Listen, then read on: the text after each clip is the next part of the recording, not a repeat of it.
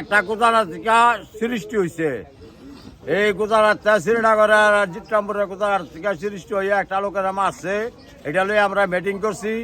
Meeting এর মধ্যে আর meeting বিচার আচার মানছে না।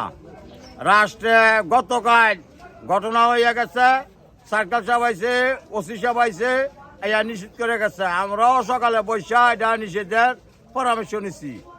তখন সবুকুল রব্বানি মেম্বারের ছেলেরা এই গ্রুপে আমাদের পূর্বরা জামাল রে, আক্তার রে, আরো কয়েকটা লোকের আরো 5-6টা লোকের আহত করছে গাইয়া বাড়িতে যেয়ে গিয়া কইরা এখানে আছে। আর টঙ্গির থেকে কিছু সন্ত্রাস আছে।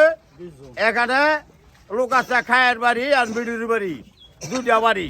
এই দুটা বাড়িয়ে আইয়া এখানে এই বাজারের মধ্যে দল করে বসছে। গাই আমরা শ্বাস করে নেব, হামলা দিছে বহুত।